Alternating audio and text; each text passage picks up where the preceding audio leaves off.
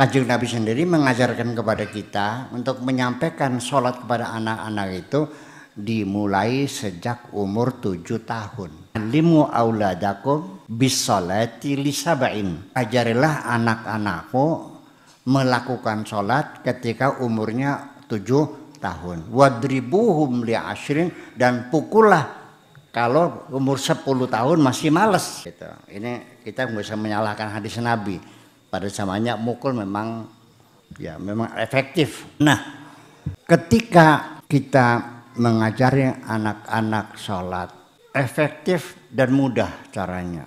Sholat kita bujuk, uang sangunya sekolah dihitung dari sholat 5 waktu. Nih 10.000 sehari jajannya nih, atas perhitungan subuh, duhur, asar, maghrib, isya.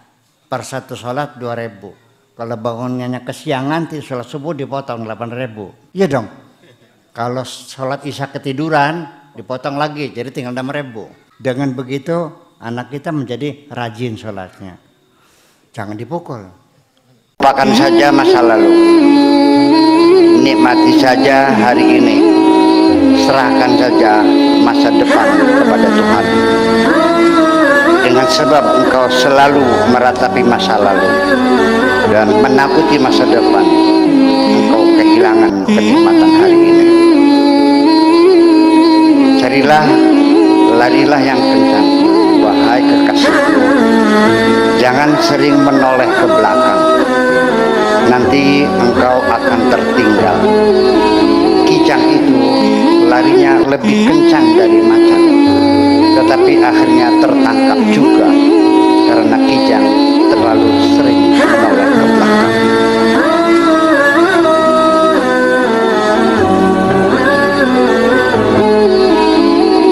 Assalamualaikum warahmatullahi wabarakatuh. Waalaikumsalam warahmatullahi wabarakatuh. Bismillah, tawakkaltu ala Allah, la hawla wa la quwwata illa billah. Asyhadu an la ilaha illallah wa asyhadu anna Muhammadar Rasulullah. Allahumma salli ala sayyidina Muhammadin wa ala alihi wa sahabatihi ajma'in, ma ba'd. Hadirin hadirat rahimakumullah. Malam ini adalah malam penutupan khalwat Maulid selama 12 hari. Malam ini kita tutup secara resmi dengan harapan mudah-mudahan apa yang kita inginkan, yang kita doakan dikabul oleh Allah. Amin ya rabbal alamin. Yang pengen dapat suami insyaallah dikabul dapat suami. Yang pengen dapat istri dikabul dapat istri. Yang pengen dagangnya laris insyaallah laris. Ya, itu semuanya.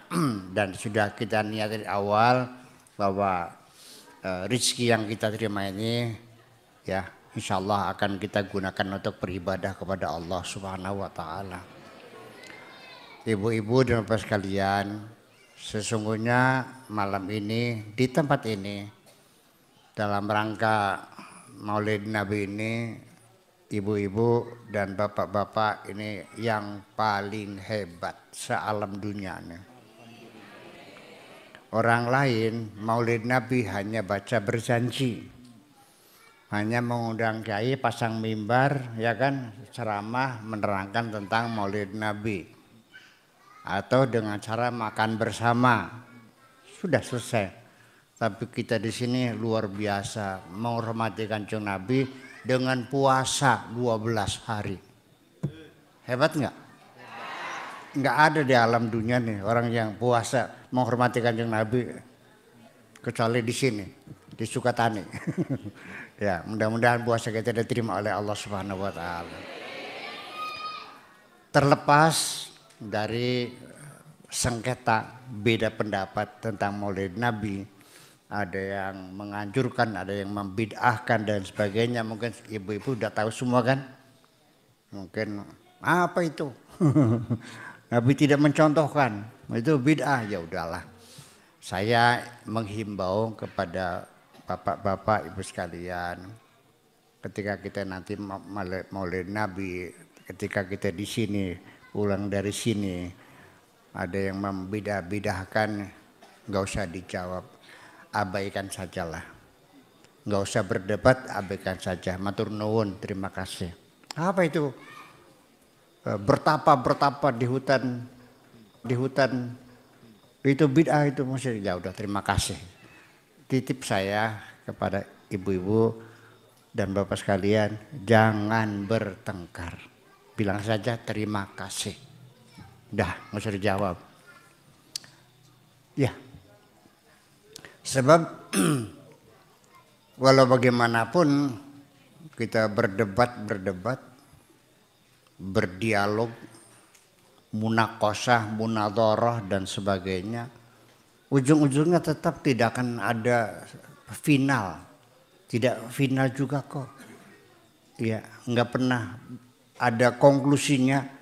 Perdebatan kita sesama umat Islam itu berkepanjangan dari abad ke-7 sampai abad 21. Tidak berkesudahan.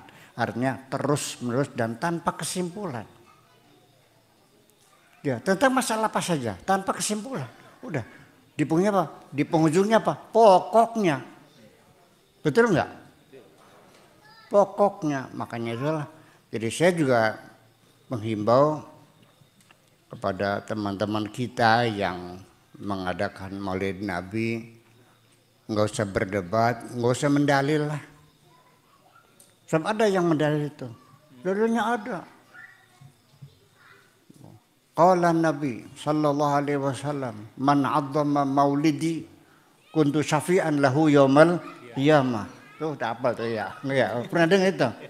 Percuma. Dalil itu juga bagi saya ya tidak menguatkan, karena memang Nabi tidak pernah menganjurkan Maulid Nabi kok. Kalaupun iya Kanjeng Nabi ngomong itu, nah ini maknanya bisa bergeser. Man 'azzama maulidi kuntu lahu syafi'an yaumal qiyamah. Maknanya begini, saya terjemahkan dulu. Barang siapa yang memuliakan atau mengagungkan maulid saya, maulidku, maka aku akan berikan syafaat nanti di hari kiamat. Kuntu lahu syafi'an yaumal qiyamah.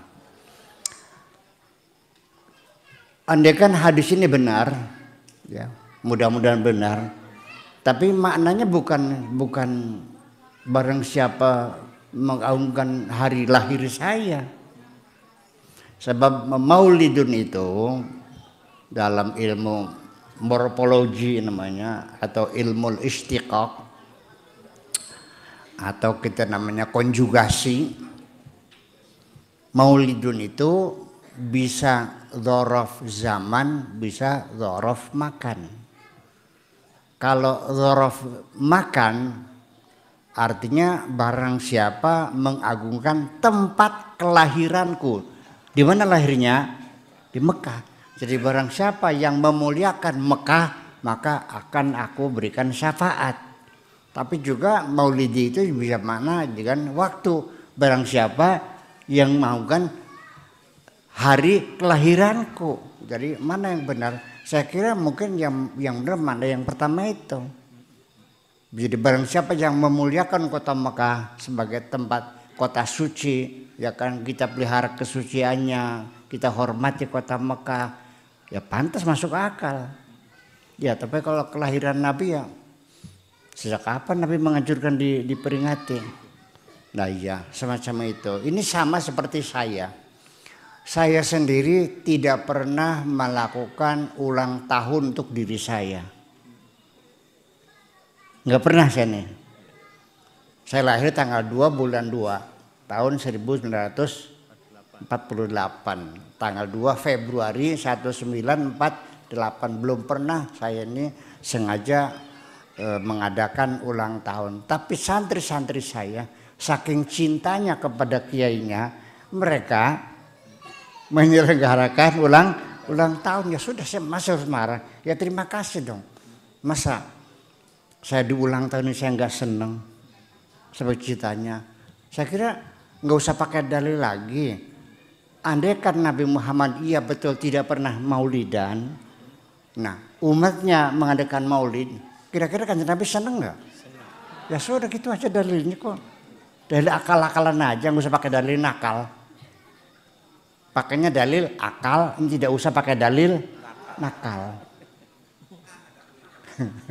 Nakal tuh nakal, nakola ya. Dalil nakli artinya yang teks ininya nggak usah lah, nggak ada dalilnya. Yang penting jadi kalau ditanya mana alasannya, dalilnya bahwa maulid itu dibenarkan dan disunahkan, jawablah dalilnya adalah cinta kami kepada Kanjeng Nabi, selesai. Itu aja persoalannya. Ya karena kecintaan kami kepada Kanjeng Nabi. Iya. Itu pun seringnya kalau orang yang mengatakan bidah dan sebagainya, urusannya nggak masuk akal sesungguhnya sih. Dari mana kamu tahu bahwa Nabi tidak maulid? Juga kita nggak tahu kok. Ya, sampai sekarang juga kita tidak tahu sholatnya Nabi kayak apa. Sholat duhurnya kayak apa, sholat asar gimana saya nggak tahu. Cuma yang jelas ya, yang pokok saja rokaatnya ialah kita sepakati.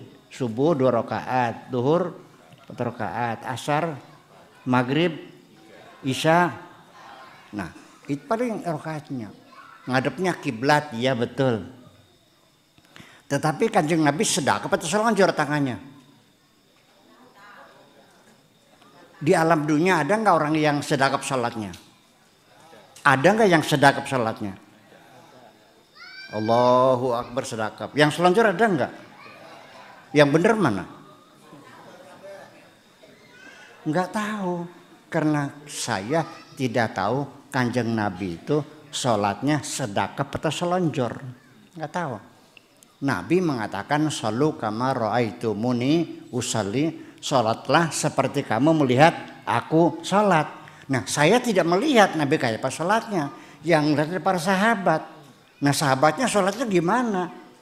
Jadi para imam-imam mazhab pun ketika mereka itu mendeskripsikan sholat kepada kita, ternyata mereka tidak menemukan bukti-bukti yang pasti bahwa Nabi sholatnya seperti ini. Yang mengatakan sedekap, ya Nabi sedekap. Yang selonjor, Nabi selonjor. Gimana? Ya ada yang baca Fatihahnya tanpa basmalah, langsung alhamdulillah.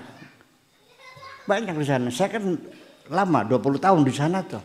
Di Arab tuh banyak yang tidak pakai basmalah. Dan Nabi baca basmalah enggak Fatihahnya? Enggak tahu kok. Yang pakai basmalah itu mazhab Maliki dan lain-lainnya. Imam Syafi'i mazhabnya pakai baca basmalah. Yang benar mana? Sama-sama tidak tahunya. Jadi kalau sama-sama tidak tahunya gak usah rewel gitu aja sih. Betul enggak? Ya bos, bujare sirah kun. Bujare sirah, gak usah diperdebatkan lah. Jadi dalilnya apa maulid Nabi? Ya dalilnya cinta, itu aja karena kita mencintainya. Gitu. Nah, itu pun walau bagaimanapun persoalan sampai kita mempercayai Nabi Muhammad juga, kalau kita mencoba untuk merasionalkan atau rasionalisasi keimanan kita, kepercayaan kita kepada Kanjeng Nabi Muhammad, nggak masuk akal kok. Ibu-ibu percaya sama Kanjeng Nabi? Bener, temenanan, beli bobat, gelem busung, ya, gelem kiting. Saya juga sama, percaya sama Kanjeng Nabi. Tapi pernah ketemu belum ibu-ibu? Saya juga sama, gak pernah ketemu kok. Tapi percaya. Coba pakai logika, mungkin nggak belum pernah ketemu kok jatuh cinta.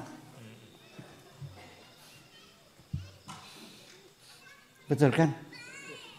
Udah. Bapak-bapak, ibu-ibu punya nggak fotonya Kanjeng Nabi? Nggak ada. Malah para ulama bilang haram hukumnya menggambar Kanjeng Nabi. pertanyaan muncul, bagaimana hukumnya menggambar Kanjeng Nabi? Itu kan pertanyaan gitu. Bagaimana hukumnya? Lah, andai kan Nabi Muhammad lahir sekarang, sudah ada HP, sudah ada CCTV, sudah ada kamera. Ya, semua orang bisa merekam gambar.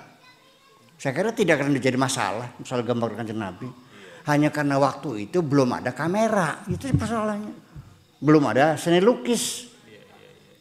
Kalau paling tidak ya, kalau tidak kamera ya seni lukis atau seni apa, bikin patung kepalanya. Mengukir.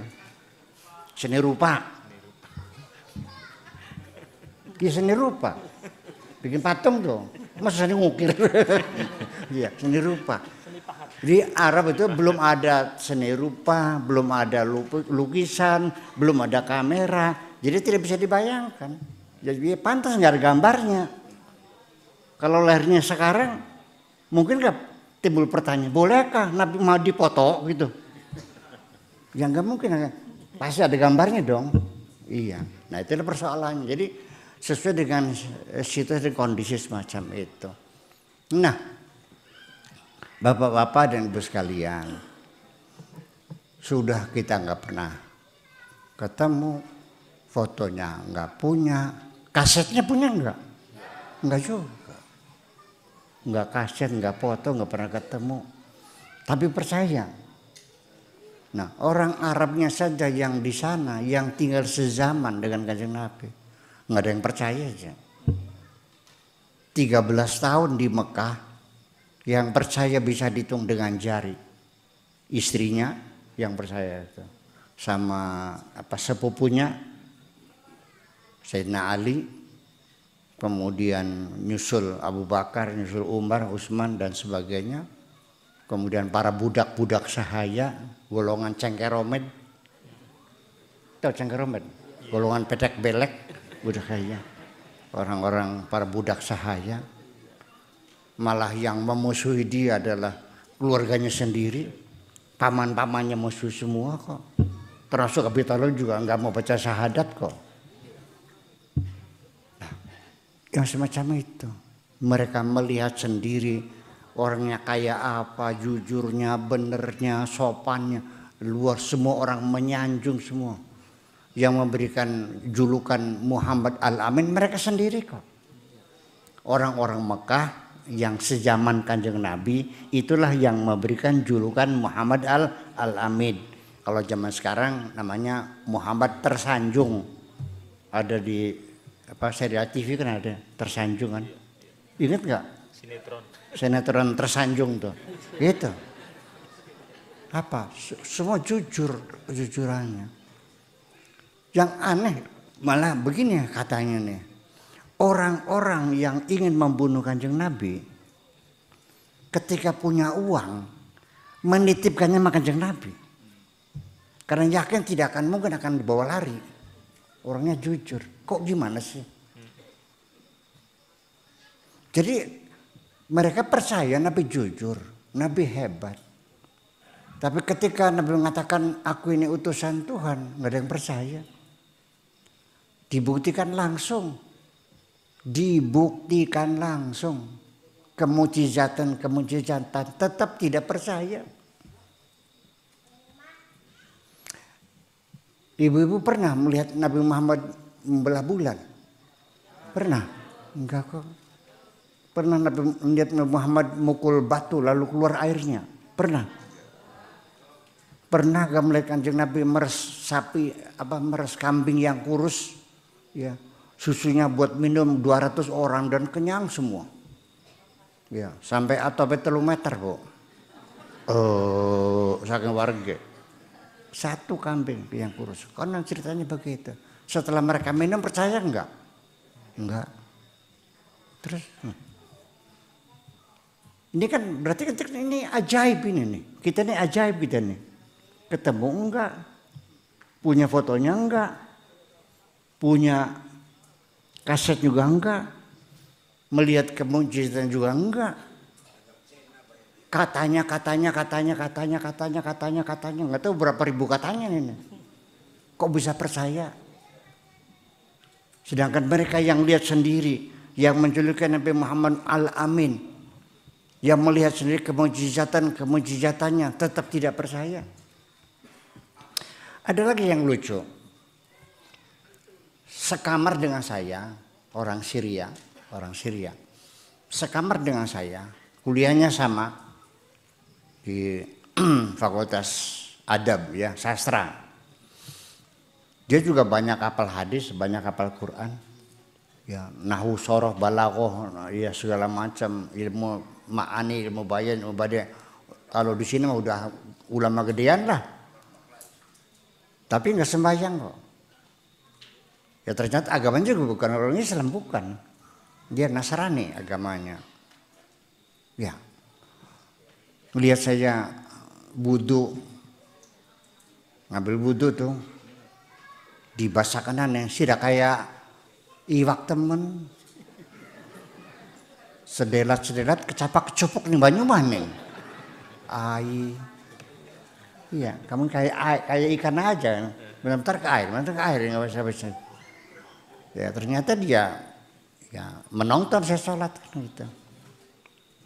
Jadi kan saya aneh.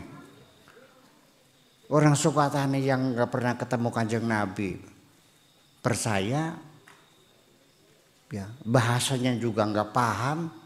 Andaikan Kanjeng Nabi turun hari ini, terus pidato pakai bahasa Arab, ibu-ibu paham nggak kira-kira? Ya, bahkan yang fanatis pada Islam yang rajin ibadahnya segala macam, ternyata juga sembayangnya masih pelok. Alhamdulillahi rabbil ngalamin ar-rahmanir rahim. Tapi mandi aja manjur. Ayo, begitu yakinnya. Maknanya apa? Yang nggak tahu. Ini kan luar biasa. Sok ibu-ibu siapa yang mengerti maknanya Al-Fatihah, Sorok ngecung. Kok bisa percaya? Nah ini teman saya orang Syria yang non muslim ini. Saya nanya, Al-Quran bahasanya bagus nggak? Bagus. Indah nggak? Indah. Ada salahnya? Nggak ada salahnya. Bener semua. Percaya nggak? Enggak. Iya. Di sini yang baca Qurannya bleketak. Percaya ini firman Tuhan. Lah iya. Nah itulah persoalannya. Jadi artinya ibu sekalian, ternyata pertanyaan saya semacam itu terjawab oleh Al-Quran sendiri yang menceritakan bahwa pamannya Kanjeng Nabi itu namanya Abu Thalib. Dia membela Kanjeng Nabi. Pokoknya kalau ada orang mau menyakiti Kanjeng Nabi, dia pasang badan. Sebelum menyakiti Muhammad, langkahi dulu mayatku. Jadi dijaga oleh pamannya aman. Sehingga Kanjeng Nabi nanya, Mama kenapa membela saya? Ya karena kamu ponakan saya. Bukan karena saya seorang Rasul, bukan. Mamang percaya nggak saya Rasul? Tidak. Kenapa Mamang bela saya? Ya karena kamu ponakan saya. Bayangkan. Suruh baca syahadat nggak mau. Sampai dalam keadaan sakit parah, dipeluknya Abu Thalib. Ayo baca syahadat, nggak usah. Ya udah yang pendek aja, la ilaha illallah Muhammadur Rasulullah, nggak usah.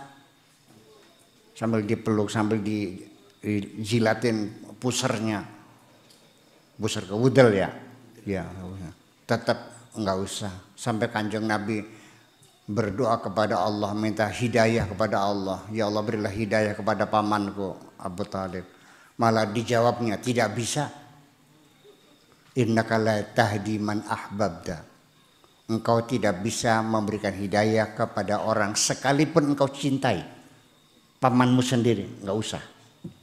Udah. Walakin Allah yahdi may yasha, tapi Allah akan memberikan hidayah kepada siapapun yang dikehendakinya. Terus dengan demikian terjawab pertanyaan saya bahwa ini kembali urusannya kepada hidayah juga. Berarti Allah memberikan hidayah kepada kita. Nggak ada urusan. Alhamdulillah alladzi hadana lihadza wa ma kunna linahtadiya laula an hadanallah. Untuk itulah kita berterima kasih, alhamdulillahilladzi hadana lihadza. Alhamdulillah ya Allah, kami memujimu yang telah kau berikan hidayah kepada kami sehingga menjadi orang Islam seperti ini. Ya. Kalau bukan karena hidayah Allah, tentulah kita tidak akan seperti ini. Itu kan jelas sekali di ujung hidayah. Ya, jadi kalau hidayah terjadi di mana saja. Ada enggak kiai anaknya jadi bencoleng? Ada enggak bencoleng anaknya jadi kiai? Sama. Tiap hari saya niupin air buat orang yang datang supaya anaknya rajin sekolahnya. Tapi anak sendiri. Iya kan? Ya itu persoalannya. Nggak bisa. Allah yang menentukan segala-galanya. Jadi kita masih berterima kasih pada Allah Subhanahu wa taala bahwa kita ini termasuk orang yang dikehendaki oleh Allah untuk mendapatkan hidayah. Bukan hanya tidak kenal, waktunya juga sudah terlalu lama. Sudah 1444 tahun yang lalu sampai sekarang. 1400 tahun yang lalu. Wus jagate ado. Ya, moka kuning di sebelah dia terisi. Bu, kalau naik sepeda protol 10 kali belum nyampe, Bu. Saking jauhnya tuh. Iya. Saking jauhnya, waktunya begitu lama, kok masih bisa nyampe?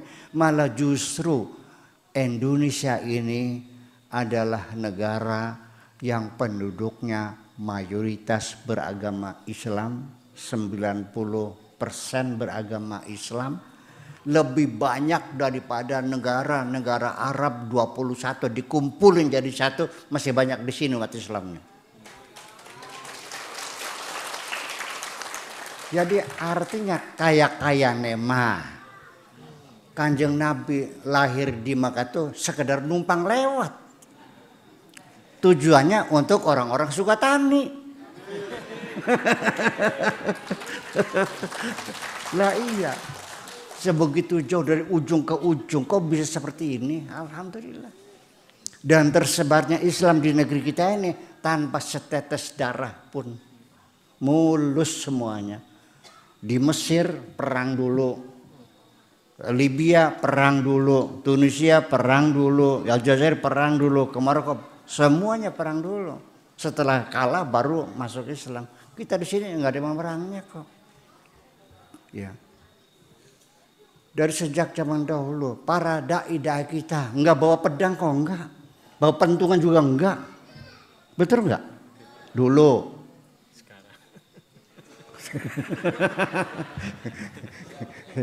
Para dai kita zaman dulu boro-boro bawa pedang, bawa pentungan juga enggak kok. Ya, mereka berdakwah melalui akulturasi budaya. Iya, pembauran budaya. Ya, saya tidak akan cerita panjang lebar karena itu sangat panjang kan ceritanya. Para wali sangha itu berdakwah itu luar biasa. Yang tidak terjadi di mana-mana seperti ini. Iya, makanya sekali lagi kita sekarang ini dituntut tidak lebih menjaga kerukunan sajalah yang penting. Udah, itu juga sudah hebat kita nih. Iya, nggak usah menyalah-nyalahkan orang lain dah. Apa yang kau yakini silahkan kerjakan. Kalau enggak ya udah jangan. Nggak ada dipaksaan kok. Negara kita ini negara Pancasila, Undang-Undang Dasar 45 itu saja. Bahwa nanti pada akhirnya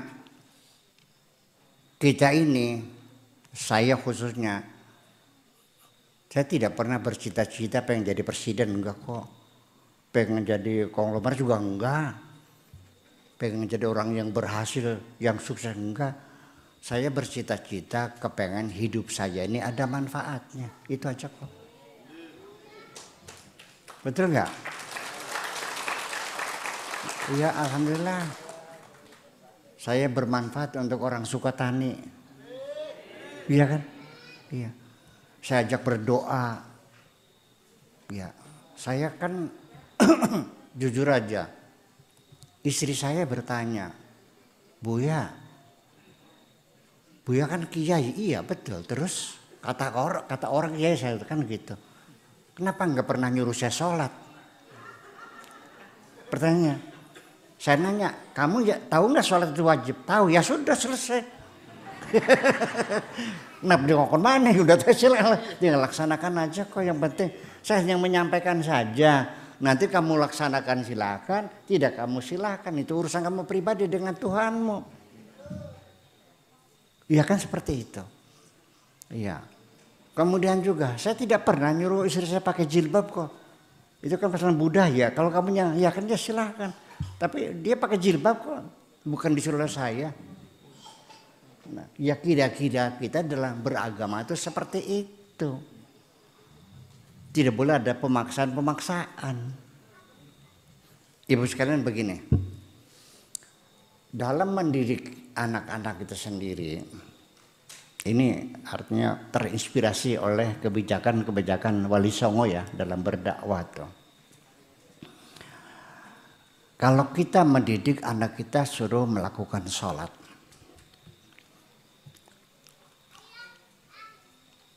Pertama, orang melakukan sholat atau tidak, itu tidak ada urusan dengan keilmuan.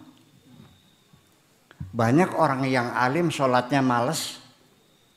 Banyak orang yang tidak ngerti ilmu agama tapi sholatnya rajin. Kenapa? Teman saya lagi dari negara ASEAN lah, dari Thailand. Fakultasnya Usuluddin.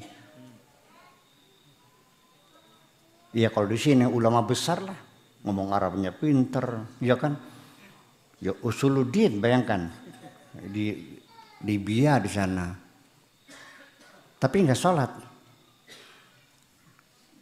ya kan? Suatu ketika saya bilang, kamu sholat maghrib enggak? Sudah adzan maghrib, malas katanya. Ya udah, kalau kamu malas ya udah, kita tinggalnya dalam, nggak usah serumah ini, kita misah aja deh. Rupanya dia takut juga. Ya. Ambil air wudhu, alhamdulillah. Tuh masuk kamar, Allahu Akbar, alhamdulillah. Teman saya sudah sholat sekarang ya. Begitu saya buka, ada dalam selimut, Bu.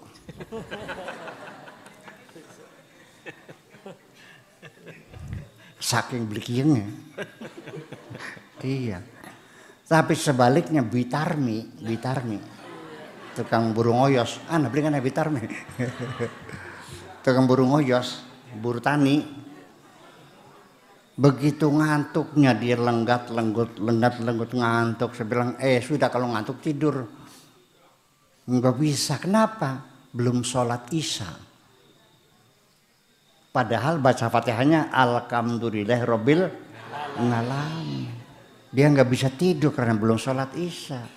Kenapa jadi begitu? Oh, sebabnya karena teman saya yang sarjana Islam itu dulu tidak diajarin sholat sejak kecil. Bitarmi sejak kecil diajarin sholat. Makanya apa saja itu bisa kita lakukan kalau kita sudah biasa. Jadi tidak akan ketika kita sudah biasa kita menjadi bisa ala biasa, karena biasa itu pembiasaan. Makanya Kanjeng Nabi sendiri mengajarkan kepada kita untuk menyampaikan sholat kepada anak-anak itu dimulai sejak umur 7 tahun. Alimu auladakum bis sholati li sab'in. ajarilah anak-anakmu melakukan sholat ketika umurnya 7 tahun. Wadribuhum li ashrin, dan pukullah kalau umur 10 tahun masih males. Itu. Ini kita nggak bisa menyalahkan hadis Nabi. Pada zamannya mukul memang efektif. Nah, ketika kita mengajari anak-anak sholat, efektif dan mudah caranya. Sholat kita bujuk, uang sangunya sekolah dihitung dari sholat 5 waktu. Nih 10.000 sehari jajannya nih, atas perhitungan subuh, duhur, asar, maghrib, isya. Per satu sholat 2.000. Kalau bangunnya kesiangan, sholat subuh dipotong 8.000. Iya dong. Kalau sholat isya ketiduran dipotong lagi, jadi tinggal 6.000. Dengan begitu anak kita menjadi rajin sholatnya. Jangan dipukul. Iya. Nah, puasa juga sama gitu. Sampai akhir bulan puasa nggak pernah batal, nanti beli bajunya sutra, kan gitu. Kasih sepeda, dibujuk seperti itu. Itu lebih baik daripada dipukul. Karena kalau dipukul memang efektif. Ya, dia takut kan, jadi anak itu sholat karena takut dipukul. Ketika ibu bapaknya mati, ya sudah bubar sholatnya. Nggak ada yang mukulin sih. Atau sekolahnya pindah gitu ke Bandung gitu ya, kuliah di Bandung. Ya udah nggak sholat lagi, nggak ada yang mukul sih. Nah itu, jadi kita membujuk orang itu seperti itu dengan baik. Makanya kata Allah mengatakan, ud'u ila sabili rabbika bil hikmati wal mau'izatil hasanah. Ajaklah mereka ke jalan Allah dengan nasihat yang baik, ya, dengan bijaksana, tidak dengan kasar, tidak dengan pukulan, dengan ancaman. Nah, memang dengan kekerasan dan ancaman efektif, tapi kan tidak abadi. Saya bisa saja meminta gelang dan kalung ibu-ibu, asal saya todongkan pistol, mana? Dikasihkan enggak? Dikasihkan enggak? Kalau ibu bisa pencak silat ngelawan enggak? Kalau ada polisi yang jerit enggak? Jerit. Iya. Keterpaksaan itu kan sementara dan palsu. Tetapi ketika hatimu sudah aku kuasai, ketika hatimu sudah aku kuasai, segalanya akan kau berikan kepadaku. Betul enggak? Yang paling berharga pun kau kasihkan kepadaku. Makanya bagaimana kita merebut hati orang seperti itu, makanya. Jadi jangan galak-galak gitu ya. Jadi Kanjeng Nabi Muhammad sendiri dalam berdakwah juga enggak galak-galak kok. Iya, jadi disinilah makanya. Tetapi ibu sekalian, orang yang dakwahnya dengan galak, dalam pikirannya Nabi galak. Pasti. Saya yang dengan lembut dan halus, dalam pikiran saya Nabi itu orangnya lembut dan halus. Di sini ada satu pertanyaan lagi. Jadi Nabi Muhammad itu ada berapa? Ada satu. Tapi dalam pikiran kita banyak. Berbeda-beda. Itulah makanya, nah mudah-mudahan dengan kita menghormati Kanjeng Nabi Muhammad dengan puasa 12 hari di hutan ini sebagai bukti kecintaan kita kepada Kanjeng Nabi. Mudah-mudahan saja dengan rasa cinta itu kita akan ditingkatkan oleh Allah, diberi hidayah yang lebih baik lagi. Terima kasih. Assalamualaikum warahmatullahi wabarakatuh. Waalaikumsalam. Aku hanya ingin berbagi kebahagiaan dan tidak menggurui siapapun. Terlalu sulit bagiku untuk menyalahkan siapapun. Akan tetapi apabila ada orang yang ingin mengisi raportku, tentu aku sangat gembira sekali. Dan kujamin aku tidak akan sakit hati sedikit.